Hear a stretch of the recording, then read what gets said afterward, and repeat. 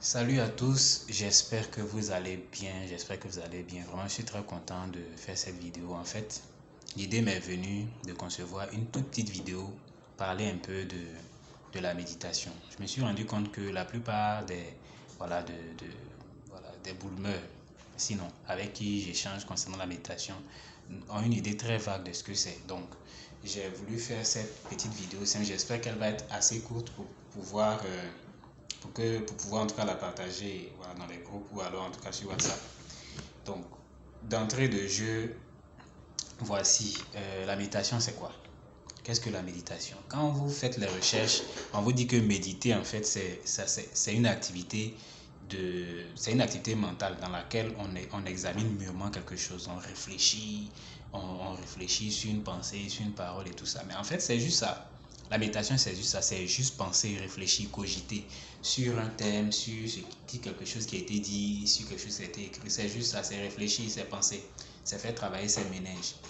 Et donc, dans le cadre de la parole de Dieu, c'est pareil, c'est réfléchir sur des versets bibliques, sur des passages qu'on nous a donnés, ou alors même sur, je sais pas moi, un chapitre, un livre. Mais c'est vraiment ça, voilà, s'imprégner de la parole de Dieu. Il faut situer la méditation donc dans un contexte. La méditation, elle est pluridimensionnelle. Ça veut dire quoi? Que c'est pas que dans la vie chrétienne qu'on parle de méditation. Les bouddhistes méditent, les gens de développement personnel méditent, même, je sais pas moi, les gens du monde, il y a la méditation un peu partout, le yoga, etc. Mais il faut pouvoir centraliser, canaliser les choses. Ici, on parle de la méditation dans la vie chrétienne, de la parole de Dieu. Donc, c'est pas parce que la Bible nous exhorte, enfin, ou bien que peut-être nos conducteurs nous exhortent à méditer, qu'on va aller faire, je sais pas moi, de la méditation de yoga. Il faut pouvoir raison garder, en fait. Donc, canalisons-nous, restons donc dans le cadre de la parole de Dieu. Quand on médite en tant que chrétien, c'est la parole de Dieu, rien que ça. La parole de Dieu, c'est le socle de l'église. Le socle, là, c'est si vous voulez, c'est les briques ou les bases des statues. Les bases, là, vous voyez que c'est dur, c'est solide. En général, c'est solide, c'est pour que ça puisse faire tenir les statues. C'est ça un socle. Donc l'église a pour socle la parole de Dieu. C'est sur ça que l'église tient. S'il n'y a pas de parole de Dieu, il n'y a pas de Bible, il n'y a pas de parole de Dieu, l'église n'est plus. Vous comprenez? Donc en tant que chrétien, notre socle, c'est la parole de Dieu. Et nous devons nous imprégner de la parole de Dieu. Quelques avantages que j'ai essayé d'énumérer concernant la méditation, c'est que la parole de Dieu nous donne la connaissance. D'abord de Dieu, ensuite la connaissance de la vie, à plusieurs niveaux. Voilà, la parole de Dieu nous ouvre l'esprit. La Bible dit que vous connaîtrez la vérité et la vérité vous affranchira. Dans d'autres versions, on traduit vous affranchira par elle vous rendra libre. Voilà, ça, c'est l'un des nombreux avantages que la parole de Dieu nous donne. Donc, là, dans la méditation, nous allons découvrir des vérités qui vont nous rendre libres, qui vont nous libérer. La Bible dit que dans Osée, j'ai noté dans Osée 4, verset 6, version Louis II, mon peuple est détruit parce qu'il lui manque la connaissance. Donc, en tant que chrétiens, si nous méditons régulièrement, nous méditons quotidiennement, nous aurons la connaissance et nous pourrons exceller dans tous les domaines de la vie, à commencer par notre vie chrétienne. Alors donc, comment méditer? Parce que c'est notre sujet, voilà, c'est le sujet de la vidéo. Comment méditer? La première des choses pour méditer, il faut créer l'atmosphère de la méditation. Il faut donc créer une atmosphère de calme, une atmosphère de, comment je vais dire, il ne faut pas qu'il y ait le bruit. Tout ce qui est distraction, en fait, on doit extraire ça on doit sortir de tout ce qui peut, toute atmosphère qui peut nous amener à être distrait. Par exemple, mettre le téléphone carrément sous silence ou bien même l'éteindre, c'est ce qui est le plus recommandé. Et puis sortir de là, se mettre dans un endroit qui est calme. Voilà, donc j'espère que vous comprenez l'esprit. Il faut créer l'atmosphère, ça c'est la première des choses. La deuxième des choses, c'est d'invoquer Dieu avant d'ouvrir sa Bible. Invoquer Dieu, c'est prier. C'est demander à Dieu de nous conduire. Jésus a dit avant de partir que lorsque le consolateur sera venu, il nous enseignera toutes choses. En réalité, c'est le Saint-Esprit qui nous enseigne lorsque nous méditons. Donc il faut invoquer Dieu.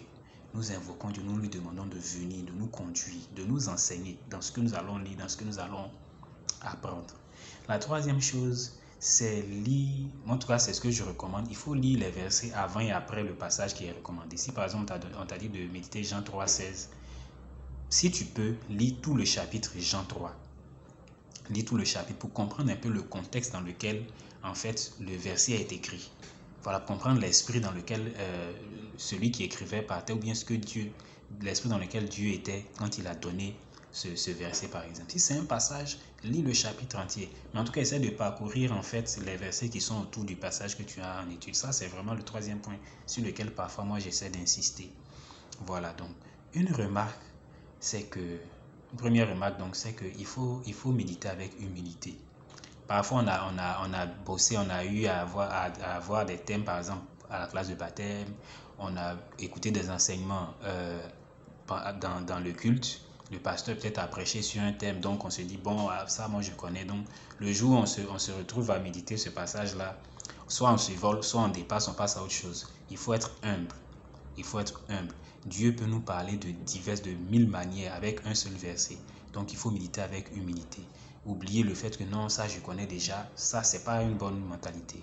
Il faut aller voilà, avec humilité dans la méditation. Deuxième remarque, c'est il faut méditer au rythme de Dieu. Méditer au rythme de Dieu, c'est vraiment aller à un rythme qui correspond à son âge spirituel. Je ne peux pas être nouveau chrétien, nouveau baptisé, et puis par exemple aller chercher à faire des recherches sur la méthode endogristique, ou bien l'eschatologie, ou bien la démonologie. Bon, ça c'est un peu trop lourd. C'est-à-dire, ça c'est quand on a vraiment un certain niveau dans la foi. Quand on est chrétien, nouveau converti, on commence avec les basiques, la vie de Jésus, ce que Jésus a fait, la mort, la crucifixion, les actes des apôtres, ce genre de choses, pour avoir les bases. La sanctification, etc. Donc, il faut aller avec le rythme de Dieu. Il ne faut pas sauter les étapes, il faut aller progressivement. Et puis, il n'y a pas la course. Donc, il faut aller prendre son temps, ne pas faire de concurrence pour dire peut-être que comme mon grand frère ou mon voisin ou bien telle personne est plus avancée que moi, il faut que je rattrape la personne. Chacun va à son rythme. Voilà, donc c'est vraiment les conseils que je voulais donner. Malheureusement, j'ai fait plus de 7 minutes alors que je voulais en faire moins. En tout cas, que Dieu vous bénisse. J'espère que cette vidéo vous est d'une grande utilité. Je vais probablement en faire une autre ou bien peut-être d'autres encore pour ajouter, pour en tout cas développer certains autres points concernant la méditation. Que Dieu vous bénisse et puis on se tient, on est à plus.